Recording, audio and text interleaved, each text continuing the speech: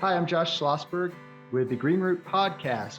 This is the official podcast of Eco Integrity Alliance, where we're on the quest to uncover the roots of the ecological crisis. And for this episode, we're back on track. We've been away for a little while, but we're going to start having these more regularly, so stay tuned. We have Melissa Soderston. She is the director of Tahoe Forests Matter, which is a member group of Eco Integrity Alliance. Welcome, Melissa. Hey, Josh. Great to be here. Thanks for having me. Glad you're here. Psyched to kick off the new year with you. You are in Lake Tahoe, California, a beautiful place full of beautiful forests. So I'm going to assume California, it's one of the most liberal states, if not the most liberal in the nation, full of conservationists. Obviously, all of your forests are protected in California and there's nothing to worry about, right?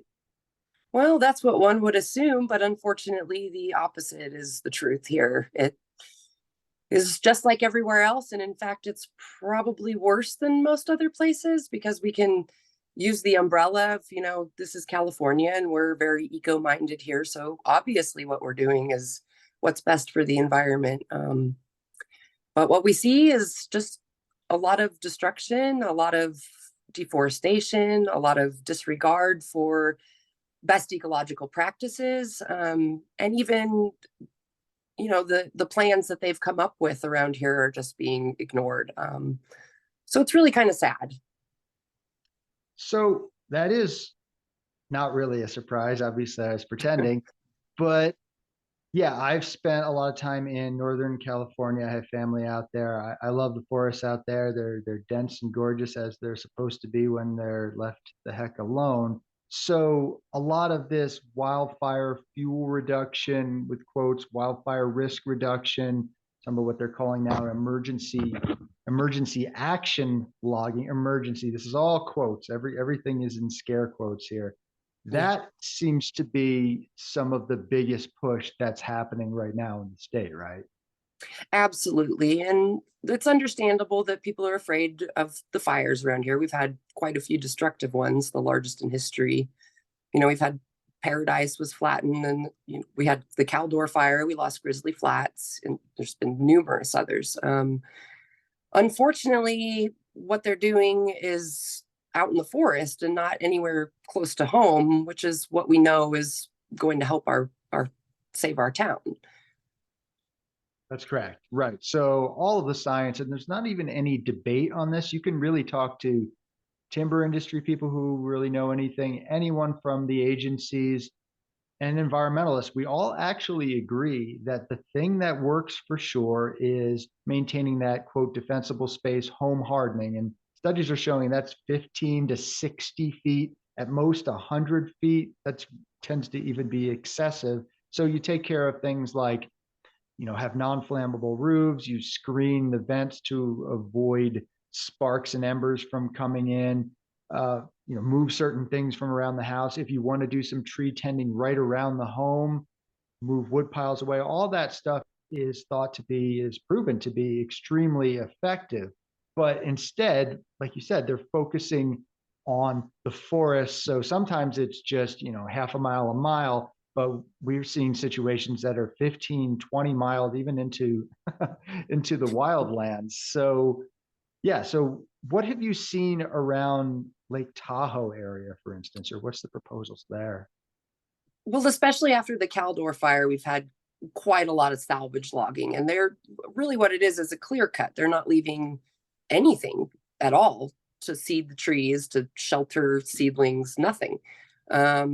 There's a ski resort, and I understand safety concerns around lift lines and stuff, ski runs, but they clear cut the entire property, and that leaves nothing for erosion control. And some of these are quite steep hills. So we're really just concerned that there's absolutely nothing going on in town. We have what's called the California Tahoe Conservancy. It's a state agency.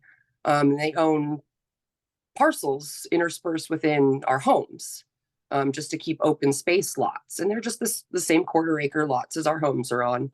And we're seeing nothing being done on those lots. And the Conservancy actually gave funding to the U.S. Forest Service to clear trees on their lots, which is obviously farther away from our home and less effective for fire safety. So we have already a new lumber mill that's opened down in Carson City, so on the Nevada side. We have 2 more proposed for Placer County. So that just opens us up for just extraction for years and years to come. And if we've already salvage logged these areas, when they say that after 2 years, the lumber's not merchantable anyway, so they're going to be done logging those areas and incentivized to keep these lumber mills opened. Where we think that's going to come from is going to be the greater forest. So it's incredibly difficult to swallow. I don't think a lot of it was done with any notification to us. It just kind of slipped under the radar with the fear of the fire used as their backdrop for basically clear cutting our forests. Yeah, and that's a very effective motivation. Again, we all agree that there needs to be things done around communities, but the problem is that almost all of the funding, and we're talking about billions and proposed tens of billions of dollars, are going towards the logging. Hardly any of that is going towards, say, incentivizing or grants for homeowners, which it could be expensive sometimes to do this. If that's the thing that is worrisome, is protecting the community, so let's put the money there. Instead, they're like, no, let's do the logging. So you're pointing out some really interesting stuff in terms of, so obviously a lot of what we're concerned about is them logging in quote advance of a fire. So that they're like, we need to log so it doesn't burn, which studies show is actually inaccurate and can actually make the fires burn worse. Then, of course, while there's a fire, there's often tree felling, and sometimes that may be necessary, whatever. That's certainly right around roads or right around structures. We all agree that that's reasonable. But then you're talking about what they used to call, like maybe they still call it that, like salvage logging, which I think is a more accurate term. They've changed the terminology. Even in California right now, they're calling it, some entities are calling it I can't stop with the finger quotes, but I want to make sure that their language does not become, so they're calling it rewilding. So Yes, cutting I've seen down that. old growth trees, sometimes mature trees, any trees, we're rewilding it. But it's like they've gone so far down the Orwellian rabbit hole that they're just lie big, say the opposite of what we're doing, and people will swallow it because they're concerned about wildfire, as people should be. So that's a bummer. Yeah, and as much as the salvage logging is a problem here, don't be confused that the thinning and all their other euphemisms are not going on concurrently with that. It's definitely, we had one neighborhood that had their favorite hiking trails directly behind their neighborhood, and it was just decimated by a commercial logging operation. There was a nice swath of trees left block right near their houses, so the ones that would have been most effective to remove were left, and they just cleared the easiest ones to get. It's now filled with sagebrush, cheat grasses, invasive species. It's just, there's dust everywhere, tracks. They didn't do anything to mitigate. They're supposed to put in what's called a water bar, which is when you cut on a slope, obviously there's an erosion issue when you're driving tractors and stuff up this sensitive areas. So they're supposed to put in mitigation afterwards to prevent the erosion. And those were not done properly. And it was just devastated. There was one tree in particular, and it was a very large tree right on the pathway. And people love to go sit by it. It was the first tree that you saw when you entered the area. And they asked the logging company specifically, because it was the largest tree on the plot, if that tree could be left. And the logging company, of course, said, oh, yeah, sure, we'll leave that one. And then somewhere along the line determined that it was a hazard to their equipment, although it was not a hazard to their equipment in any way at all. And they cut the tree. And this neighborhood is just devastated. And it's not just there, it's just everywhere in Tahoe. The entire basin, there's a map online for the Lake Tahoe Basin Management Unit. And you can see that these projects, whether it's utility corridors or however they want to word it, but it's all the same, just destruction of our forests, which are in fact vital to our tourist economy. I mean, no one is going to want to come and visit a Lake Tahoe that does not have beautiful, healthy, lush, dense forests. They come up Yeah. here to get out of the heat from the Bay Area, and we're just creating a heat dome here. It's pretty awful. Yeah, those are all excellent points. And again, their term thinning can sometimes mean taking out some of the smaller trees, but rarely is that the case. And again, the science does not even show that doing that is going to protect homes from large wildfire or anything like that. And But we've never seen them remove smaller trees. It's always the larger. If they can't make money off of it, they're not going to, because it they have to leave us a pretty corridor, which is kind of silly. If you think about it, you would prefer them to clear the evacuation routes first, but that's not being done. They want to leave you a pretty swath of land so that it looks nice, but then back on the hillsides, it's clear cut. So they have to get the bigger trees because it costs them more money because they have to build roads, and it just really is pure destruction. That's all it is. right, if there were some form of just legitimate foresters going out there and doing some sort of lower level prescription, personally, I still would not support it because the science doesn't support it. But people wouldn't be as up in arms about it. But it's the fact that it's almost never that. It's always cutting larger trees. It's Mm-hmm. thinning is clear cutting almost a lot of the time. There are often clear cutting elements to the quote thinning. And yeah, they need to quote pay for the stuff, even though it's all sold at a loss. And I've seen that across California, well, parts of California. I've seen that in Colorado, Oregon, everywhere. It's the same thing. And the reality of this is, if they're able to get away with doing this everywhere, and it is everywhere, and we'll get to that in a second, we have no doubt that people are going to regret it.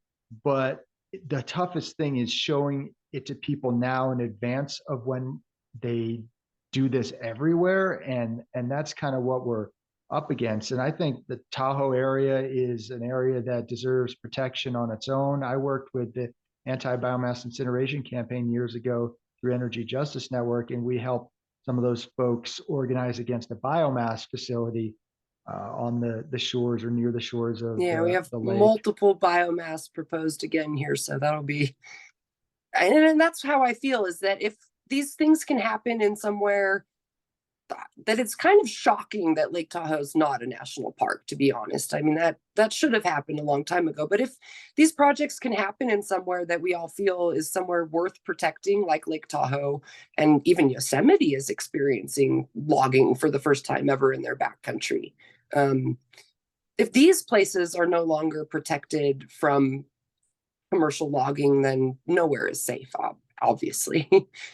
You got it exactly. And I think, if again it's happening in an area where people are so conservation minded, other places are just not going to stand a chance. So that's why we're really raising the alarms on this. These proposals are happening everywhere across the US. It's 45 million acres right now in the crosshairs, with lots of different schemes to make it happen, which we'll get into in a second. So outside of the Tahoe area is what they're calling the Lost Sierra, which is in Plumas County area, and that's what, north and west of you.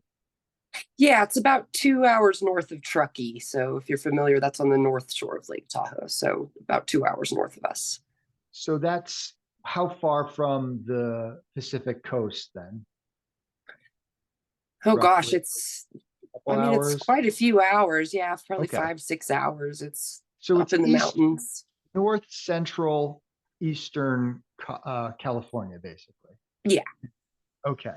Well, right now, folks may or may not be aware, there is a massive project in the Plumas, and there's Melissa is engaged with this. There's also a group called Feather River Action exclamation point that is engaged with that. And so this emergency action is something that was proposed in the infrastructure bill, which is a bipartisan infrastructure bill in Congress. And uh, it's under also Secretary of Agriculture proposed this. It's something called Section 40807. That doesn't matter, but it's emergency logging. So again, I can't stop with the scare quotes, but all this stuff is such propaganda, and it's to push through wildfire logging with very limited legal objection. They're skirting something called the pre-decisional objection period, which is typically used by environmentalists to slow or stop these projects. They don't have to consider alternatives. So all this stuff, because they're claiming all of a sudden it's emergency that they have to do all this logging. And right now I've tracked, I believe it's 13 or so projects that I've been able to find. A lot of this stuff we don't know about. It's hard to search, but 13 projects, about 800, 700,000 acres in the last year, really the last 6 months. And 1/3 of that right now is in California. And one of these projects is up in what people are calling the Lost Sierras because it's a lesser known area and beautiful. So maybe you can tell us a little bit about that area. You've been up there, maybe some about that project or whatever. Yeah. Wow, that is just a huge project. It is, I think, 275,000 acres total is what's scoped out there. And it really is a very rural, very isolated area. If you're familiar with the Dixie Fire and stuff that burned through that area, I know they lost a town up there. So there's obviously the same fears that we have here. And we had the chance to go out this November. It was very cold. And we went camping out there. I took my kids out. And I was shocked. I've grown up in the Sierra Nevada mountains. I've lived here my whole life and thought I knew every little part of it. Obviously, there's so many books written on it that even people who haven't been here feel like they're familiar with every inch of this mountain range. And what we found out there was this beautiful valley. And it's more like a coastal rainforest than anything I've ever seen in the Sierra Nevada. It was really just a special area. We found banana slugs, which I've never seen outside of the coast. Really diverse, huge trees. I mean, old growth trees. It was just really special. It's almost hard to talk about because it actually is included in the scope of their logging project. And we did see some clear cuts. They were huge piles right outside this area. I have some pictures. I'd love to share some photographs with you of the area that you could post for the podcast, because it really is just, I had no idea that we had rainforested areas in the Sierra Nevada. We're considered a very dry mountain range. And just seeing this lush, gorgeous coastal area in the middle of it was really special. And I can't imagine what kind of person would even consider wanting to cut down old growth trees like that in an area that's basically untouched. Yeah, and that's particularly telling that they're zeroing in on one of the areas that you're saying is one of the moisture forests. And we all know that wildfire, typically the large ones occur, in drought, dry areas. The fuels are a very limited, quote, fuels are a very limited component of it. So it just shows how fraudulent this whole scheme is, right? Yeah, from what we experienced, there was absolutely no concern of this area burning. It was very dense, but it was also, because of how dense it was, very moist. There was, it's November, normally a very dry time for us, and there were mushroom colonies just everywhere. I've never seen fungal colonies like that. We were finding giant morels, and it was incredible. And the leaf litter was just so wet. There was just no concern at all of this area burning. And you could just, at the second they start removing those large trees, all the sunlight's going to come into this very protected, sheltered valley and dry up all of what was keeping it safe. You could see that there's been fires through there historically. You could see old burn scars and stuff. And the trees, these were old growth trees, completely burned out in the middle and still very, very much alive on top, still very much producing seed bearing cones. The fire is a natural part of our forest. And as much as we are afraid of fire in California, we do not want to lose our communities, our homes. We all know that these trees are meant to withstand fire, and that they in fact need fire, and that fire going through these areas is the only thing that is going to restore our forests to the healthy natural state that they need to be in. It is our fire suppression and historical logging that has brought us to this place, which is why we need to shift the funds from the logging to home hardening and defensible space, because we cannot allow fire onto the landscape until we have our communities protected. So it really is just a catch-22. It's they want the funding to cut down the trees because that will make them money, and it's a quick fix for them. So it's just really tragic. It is. And part of me is almost envious at how good their storytelling is. It's really a clever scheme they have. And pitching again, my horror fiction book Charwood is kind of all about that, told through a fictional lens. But that whole propaganda, they really got it down. But all you got to do is really step back and think with just some logic and common sense. So think about how hard it can actually be to start a campfire, like, oh, trying to you got to get tiny little sticks. It's often not very easy. If anything is slightly moist, that's not even burning at all. It won't stay burning. So you think of this dense forest. So they typically use that as well, of course, a dense forest is going to burn down. That's why we have to thin it out. Well, think about that for a second. Like you said, closer knit trees, which is how many forests grow, completely natural process. It keeps the moisture, it keeps it temperature low, and that that density actually, when there is something on fire, is blocking it from spreading quickly. Now you open these stands, again, you don't have to be a scientist. This is all proven by ecological science, but you don't have to be a scientist. Just walk in any area that is more open than closed, whether it's from logging or whatever. Those areas are drier, they're higher temperature, and it's just a passageway for wind to blow through. It's really just common sense. Absolutely. You can really tell it's, and coming back to the Lake Tahoe area where I'm more familiar with, when they cut the trees along our trails and stuff, there's certain trails that are just unwalkable now. They're so hot. It's the temperature, just removing a few trees, and my neighbor removing one tree raised the temperature on our street 10 degrees. I mean, one large tree can have a significant impact on the temperature of the area. And shade has a huge difference. If you think about your garden, when you water in your garden, you don't want to do it during the hot part of the day when the sun is shining on the plants, the soil, because the water evaporates quickly from the soil and burns your plants. So that's what the trees are doing, is providing the shade so that the moisture doesn't evaporate quickly, so that the smaller tree plants, flowers, wildflowers, all that stuff isn't getting scorched by the sun. Especially here in the Sierra, where we're at such high altitude, our atmosphere is very thin and we're very affected by the UV rays. So it's incredibly important for us to have those shaded areas, not only for the wildlife, but for those of us that live here. Skin cancer is a huge concern, especially these days. And we need all the shade that we can get. Those large trees are irreplaceable in our lifetime. It's just, we can't grow those back. Absolutely, and well put.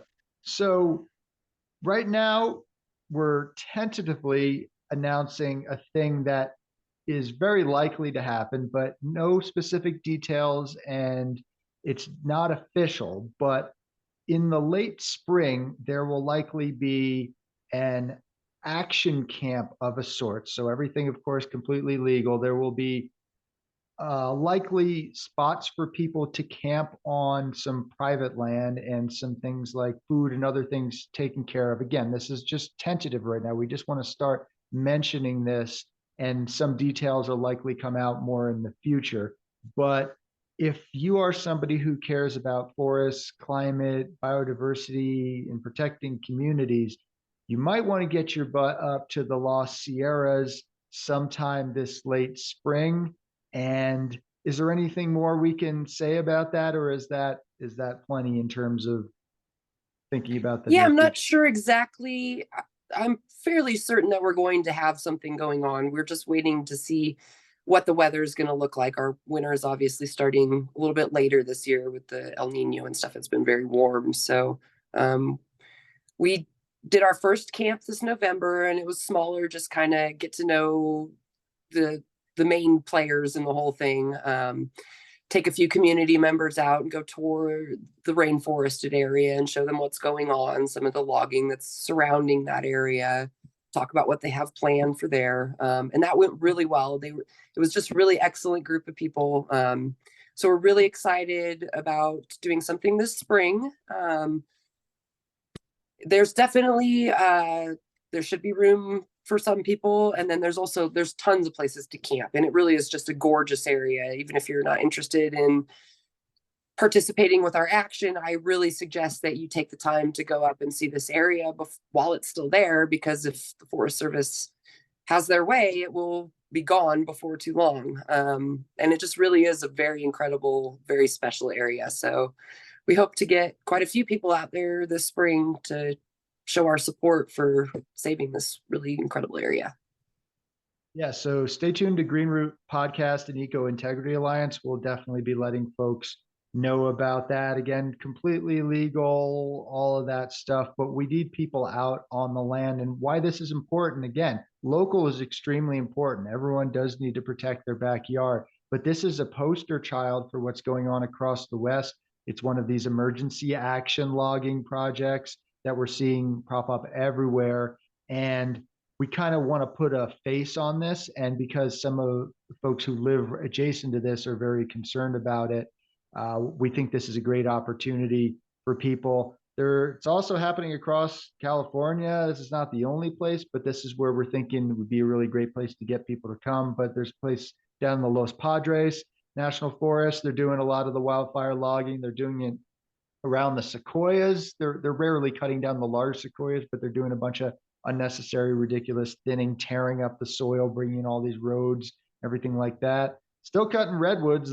Some of the redwoods that are left, they're still doing some of that. It's California is not a protected place, and the sad reality here, not to get too political. Well, I mean, too late for that. But a lot of this stuff, and in fact, some of the worst stuff, is being pushed by Democrats. The Republicans are not doing anything better, but it's Democrats and Republicans. So it's like all this stuff. We're like, we need to end polarization. People need to unite more. Well, we got our wish. They're uniting on all this nonsense wildfire logging, which is shaping up to be the most aggressive onslaught in our public forests that we've seen in decades, if not a century. So we're sounding the alarm. We feel like California is a real place to do. We have great folks like Melissa there, and folks up in the Feather River and John Muir Project, all across California. What else should folks know about California or this logging or these projects? What do you think, Melissa? I just think California is just a really incredible area. There's very few places where you could go from the ocean to the desert to the mountains all in one day. And unfortunately, not a single one of those areas is protected right now. We have, proposed lithium mines in Salton Sea, and we have logging in Southern California, Northern California. It's just everywhere is at threat right now. And I think the perspective of California is that we are environmentally minded, that we are the ones that are doing the protection, that everyone can come on vacation to California and experience what really is the last remaining wild areas in California, but in the country. But unfortunately, they just really aren't that wild anymore. And when you see backcountry logging, wilderness logging, it really is everywhere. And I do hope that if you have not come out to the wild areas of California and seen the truth of what these logging projects look like, they can show commercials of people with cute little hand saws, and they really try to make it cute in their commercials and their advertising stuff. But when you come out and you see the reality of what these projects look like, it just really, it really is just massive destruction of a beautiful, beautiful state. Yeah, and The reality of the situation is that it's getting harder and harder to do just straight on quote commercial logging because people will complain about it. So I'm seeing that almost every single logging sale is now being couched under the terms of either fake restoration, fake wildfire risk reduction. They even go so far into habitat. So anytime you nail them on one piece, they'll kind of like, well, it's actually for this. It's very, very sinister. You can say to them, and sometimes I'll even admit this logging is not going to protect communities. And they're like, well, it's going to protect the forest. And you're like, well, the forest doesn't need protection from wildfire. It's doing fine with, well, we're creating a specific habitat for these tree species and deer or whatever, like a hunting species. It's like, well, what about all the other species that's being displaced? You're picking two species. So they just jump on to the next thing. Has that been your Yeah. experience? Oh my gosh, yeah, we get a lot of that here. But if you look at the contracts, who they're being bid out to, who's being awarded the contracts, they're really just the very same logging companies that were there in the first place. They just switched the title of the bid. They switched the term that they're using and say it's for environmental purposes, but they're the same logging companies. And I don't know if there's actual national headlines about the bear break-ins in Lake Tahoe. We had Hank the Tank. I don't know if anyone is familiar with Hank. Turned out to be a mama bear who was breaking into quite a few homes and was actually relocated out of the area. Um, but these bear break-ins are a daily occurrence. I've lived in the Lake Tahoe area for more than 20 years now, and this summer was the first time I've ever had a bear try to break into my home. And it actually happened twice. Um, and, you know, there's a lot of bears in the Lake Tahoe Basin, and everyone says they're urbanized black bears. They like to eat our garbage and stuff. It's an easy food source for them.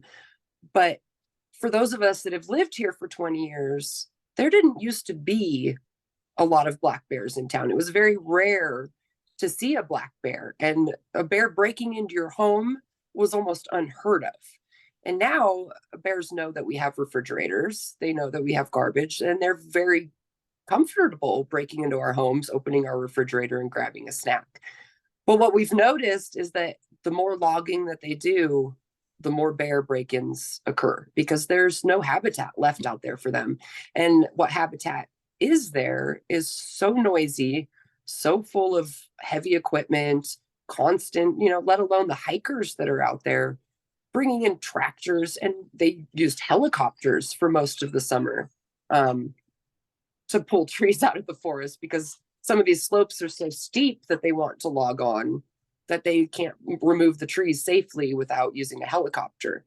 And they don't want to acknowledge, Nevada Department of Wildlife has bait trapped bears, which is illegal to bait trap a bear, but they leave a bear trap right next to an open dumpster, and the bears come and then they relocate them to bear hunting areas. And they say it's because there's too many bears in the basin, but it's because they're logging all of the habitat and pushing them into town and causing their own problem. And they don't want to acknowledge that at all. Yeah, that's also an interesting wrinkle. All this logging obviously is going to disrupt wildlife habitat, scare them off. There's just no question about that. So that's a really good point. And unfortunately, I think I don't know if this is their intention, but this is going to be the result with this sort of call it thinning, call it clear cutting, call it whatever the hell you want it to. People aren't going to know what a wild forest looks like anymore because they're going to be doing this everywhere. And I'm telling you, in Colorado right now, county land, national forest, every single park out here, and our parks are forests in the mountain, is slated for logging. So people won't realize that no, a forest is supposed to have downed logs and it's supposed to be messy. It's not supposed to be a park land. That's not what every Yeah, forest they keep going back to park like, and I'm like, a forest is not a park to be managed. It's a forest. And I mean, even Desolation Wilderness, which is our wilderness area here in Lake Tahoe, they have logging slated for there. It's all around the Lake Tahoe Basin. And we have the Lake Tahoe Basin was clear cut in the past. So this isn't technically old growth, but I like to say that it is our old growth. It's all we have. These are our largest trees. And there's a lot of historical photos from those logging areas. And they always say, well, look at the Comstock photos and it was logged back then. But if you look at those photos, you can see the stumps and you can see the tree density. And if anything, it was in fact more dense with large trees than our forests are now, not less dense like they want to see it. It was more dense. So Yeah, and that's one of the toughest points to get across that we need to keep hammering home. And again, it's all the science, right? We're not here just making up stories. We're basing things on the science. Industry is making up stories. And even their quote science has been debunked repeatedly, and they've been shown to intentionally leave out any information that doesn't fit their narrative. But yeah, a dense forest is a natural forest. Density is fine. The forest knows what it's doing. I mean, just think about the ridiculousness of the idea that a natural ecosystem can't maintain itself without human involvement. And of course, they'll bring in things like, which was partially true, cultural burning from Native Americans. But if you think Native Americans were going into every single forest up high in the mountains and then clear cutting them and then yanking out the trees, then you don't know what you're talking about. It's not and what they they did wrong. certainly weren't using gasoline and flamethrowers. So, Of course not. you know, They would set some fires in certain areas. Those were basically natural fires. So that's yeah. not relevant to taking material out of the forest. No, And but that's again working from the home out, not from the forest in. We got to start close to home. And I mean, clearly they couldn't have managed burning way out in the forest. So I don't, no reason for them to do that, yeah, and they there's didn't just do no that. reason. So, but that's just another thing that they're trying to exploit that. And cultural burning, that sounds great in some managed parcels. What people want to do that, but there's a difference between logging and having the fires out there. And so even a lot of the prescribed fires are basically just things they do after logging. So there are a lot of issues with that. But yeah, I think the toughest thing, and I'm curious if you agree, is the natural fear of wildfire. Nobody wants to seem like they are downplaying the threat of wildfire. And so that's why we find even most conservation groups won't speak up on this issue, why media is really reluctant to cover this. I think no one wants to be seen as sort of blamed for a fire, but we're here to tell you, look at the studies, look at the science. We've had enough of these fires to now know that this is a nonsense paradigm, that you are not protecting communities by logging. You are actually making the situation worse, and you're distracting from what we need to do. So we need people who are brave enough to call this out. We need conservation groups to be doing their jobs. We need media to also be doing their jobs of providing all sides of the story at the very least. And I think people who are concerned about climate need to be going back to protecting forests. The climate movement is, in many ways, one of the best things to happen to the environmental movement, but in other ways, it's really taken people away from the concept of wild protection, which is where everything comes from. And these forests are our single best climate buffers on the land, right? We have the ocean, which is a great climate buffer. We have agricultural stuff, which is also a lot of carbon emissions and fossil fuels, no question. But the lowest hanging fruit is protecting forests. We don't even have to do anything. We just have to stop the destruction. And if we don't do this, we're not going to be on target for whatever the carbon reduction emissions that's a target for the US. We will not be, because it's gigatons of carbon is going to be released by this logging. Yeah, we have our climate action plan here in Tahoe, and I keep trying to go back to that with them. It's that, you have to include all this logging. If you're not considering the emissions from this logging, you're just we're not going to meet any of our goals in any way. There's so much more we could be doing, and it just starts with at home. I don't That's what I think the really hard part is that if you can show people that there is a solution and it does not involve logging the forest to keep us safe. Because I evacuated from the Caldor fire, and I was born in Oakland, California. We had big fires there when I was a kid. I grew up in the foothills. We dealt with fires in the county I lived in every single year. We were evacuated for weeks, and businesses in Lake Tahoe have not recovered since the Caldor fire. We are suffering and struggling because of that evacuation and because of the lack of confidence in coming to these forested towns, because if a fire starts close to town, no matter how much logging they do out in the forest, there's nothing that they can do to stop it. In these wind-driven fires, these embers travel miles. Our town is not safe from fire. And when tourists are here, sometimes tens of thousands in the summer, they don't know where to evacuate. We only have one road out of town. And if we're not doing anything to solve those problems, if we're not creating safe evacuation routes, if we're not creating safe communities, what are we doing? Where's all the money going to? And they keep saying that, oh, well, we try to educate people and homeowners need to do their part. And yes, homeowners do need to do their part. That is absolutely true.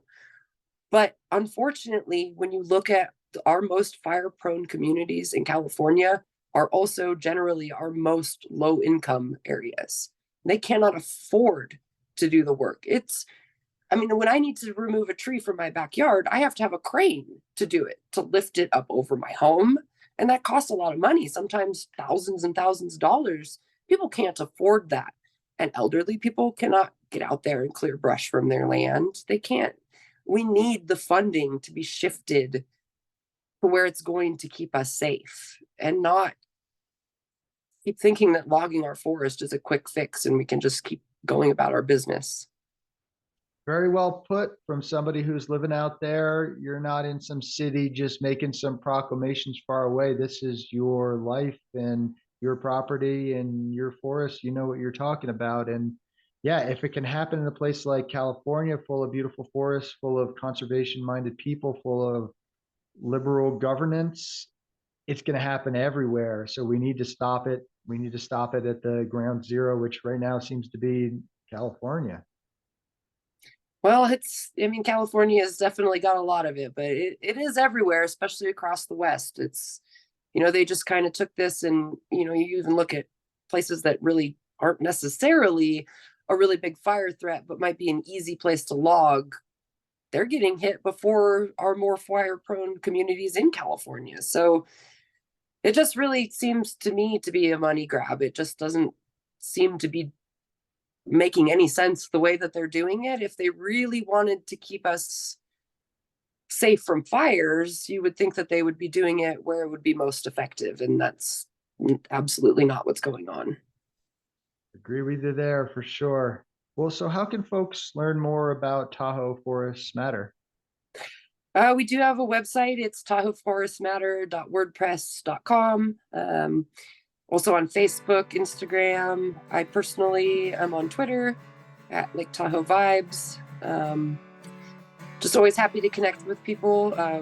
Would love support. I know that obviously local community people would be great, but Lake Tahoe is a tourist area, and I would love to see how our tourists feel about the logging up here, because I really think that their opinion is equally valid in this whole thing. So if you value forests, you value climate, you value California, Lake Tahoe area, and think about this late spring, the Lost Sierras coming out there and showing what's what on the ground. So thank you so much, Melissa. Yeah, thank you, Josh, for having me. This is great.